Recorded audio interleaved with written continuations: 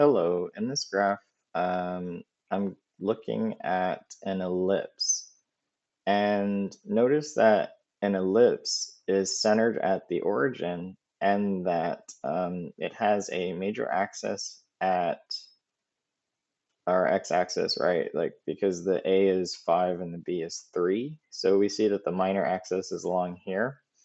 But, we're talking about parametric curves in this video.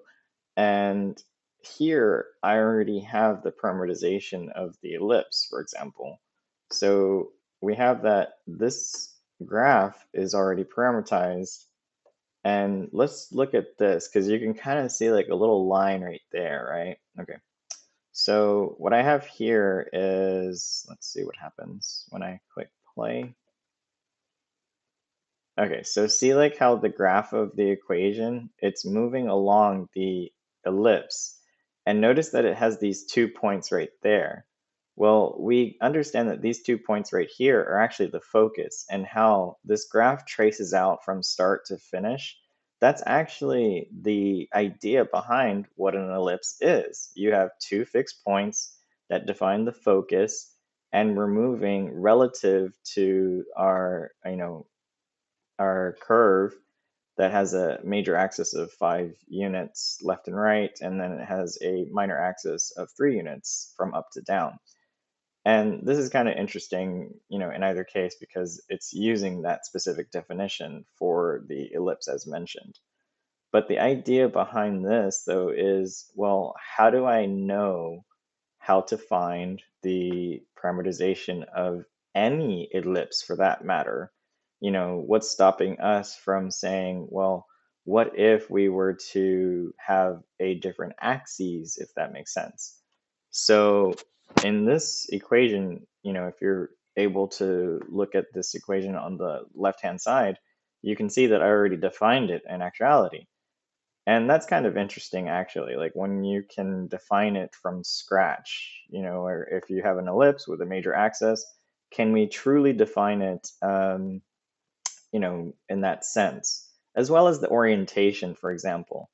Now, for this particular example, it's based on starting at this vertex 5, 0 and moving 360 degrees or 2 pi radians. And if I change it, actually the starting point would be a little different, okay? So it would be different, and I'm not sure that our graph would entirely be the same in this particular design because I used, A cosine for the x, and I use B sine of s. But either way, you could actually kind of do that. Like, let me go ahead and press stop, for example. And what I'm going to do here is, and I'm going to ignore the lines that was going around, okay? And what I'm going to do is I'm actually going to switch this from positive to negative. So see like how now I have a new starting point. But look at this. If we were going to make this one negative, let's see what happens. So nothing happens, actually. So we have that it's nothing happens, but again, ignore the lines because it's not gonna show it actually. But let's see. Okay, so see like how it's moving in this motion. So it's moving in a counterclockwise motion from that vertex. And yeah, I programmed this so that the lines would follow, but that was relative to the original parameterization. So I would have to go back and tweak everything else, if that makes sense. Now look at this, like if I do how it's positive A and then negative B, then you see like it is starting at the original, right? But notice that when you move it, the particle is moving in the opposite direction actually now. And again, ignore those lines because it's specific, right? So here, though, notice that if I were to switch these two, like the sine and the cosine, it would be different in actuality. That you would have that these equations wouldn't start at this vertex, for example. because if you switch it, that means that it's going to be at the top of the pole, if that makes sense, that you have that if you switch it. So like, let me go ahead and see what happens. Okay, so sine of s, but then let's say cosine of s, right? Or t, doesn't matter. So see like how now it's at the top, and we have that, it's now going to move. Right, so it was already at the top, but if you move the particle, it's going in a clockwise motion now. So here we have that that's going to go 360 degrees along here. And that's kind of interesting as it relates to things like, planets and their orbits, for example, especially if like we consider like what the focus is relative to like, let's say like our path. So like, I think I could just refresh this. Okay, yeah, because I like that it's able to follow the pinpoints. Now, if we were going to start from scratch, you could think about it like this, okay? So one of the most fundamental identities that you have seen so far is that cosine squared of theta plus sine squared of theta equals to 1. Now, when you look at the equation that you were given, what was that equation? It was x over a, but all of that was squared. Okay, so that all of that was squared, and this is going to be plus y over a, not a, right? That's going to be over b, and that's squared, and that equals to 1. But notice this though. If we were to set one of these two equal to either or, then we have our equation actually in terms of, the parameterization of the curve. So for example, like if x over a is defined as the cosine of theta, then here I have that x is equal to a cosine theta, just like I had in the Desmos graph, right? And then similarly, that y would have to be, well, I'll do y over b, okay? So I'll do y over b, and that'll be sine theta. Now, one thing that I would like to point out is that if this is a squared term, that means that cosine could be negative and sine could be negative as well. That's where the things get interesting in terms of like the starting point, because we have that the starting point was at the vertex a comma 0.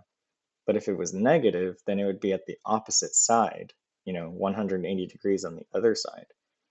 And that's, kind of cool, like, for me, that it gives us that result.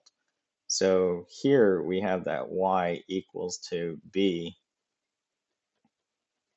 sine of theta. So we have our two equations that would define a specific motion of which that it would go from the vertex and it would rotate 2 pi radians, but it would rotate in a counterclockwise motion in any case. So here we have that the parameterization of an ellipse where the major axis is along the x-axis is going to be defined as this.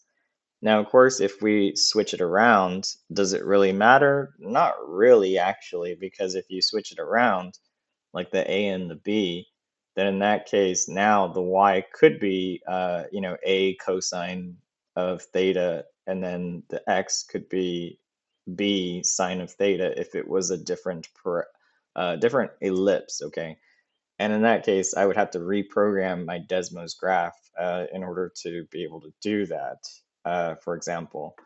And think about it like this, if I had, that we were working our way backwards, like if we had, for example, that it was given that the equations, um, is x of t equals to, let's say, like, for example, cosine squared, not cosine squared. Okay. So let's say like cosine of t, right? And I know, yeah, it doesn't matter if we're using theta or t. Okay. So for this one, we'll say that y is equal to, let's say, like, for example, root 3 times sine of t. Okay. So here we actually do know that, the fundamental identity that holds never changes, actually, right? So this cosine squared theta, this sine squared theta equals 1. Well, okay, fine. It's going to be cosine squared t, sine squared t.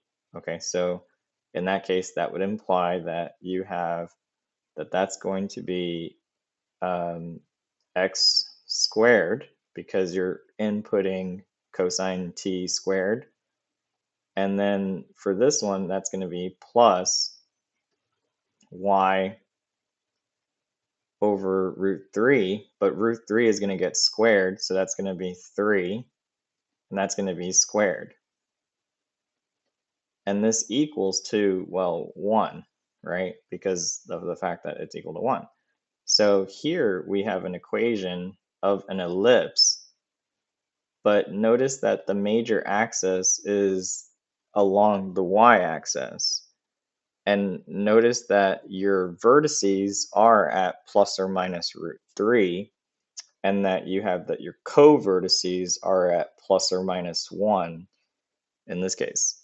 So, we have that we can take any equation and always work our way backwards or forwards to get the equation. Of course, you have to keep in mind that, the parameter of interest is t, so that means that it's going to go from 0 to pi radians. And in this case, notice that it's going to start actually at the co-vertex in this case, because at 0, it's going to be 1, 0. And then at pi, it's going to be at, again, its co-vertex. So it's kind of interesting, like, how that's going to look. But, like, I could probably pull that up over here. Now, if you're okay that I just go ahead and yeah, so we have to make this 1, right? And I have to make this square root of 3. So there you go. We have the ellipse, and we see that this has a minor axis, has length 2, and then we have that this one has length 2 root 3. And if I click over here, 1.73, that is our approximation that we have over here on the left-hand side for B. Now, notice this though. Okay, so this is the parameterization of that particular one, right? Now notice this. Okay, so what if A and B are both equal? Okay, so what if both A and B are equal? Then that would mean that you have a value, you have an equation of which has that the focus would have to be the center in actuality. So if we were to say that A and B are equal, but let's use that A and B are 1, then notice this. We have that the focus is now at the center. It says 0. And remember how we were saying that the definition of the ellipse is that the focus is going to be kind of like these fixed points, and then you're going to work away around 360 degrees. And check this out. I already have the parameterization, right? And look at this.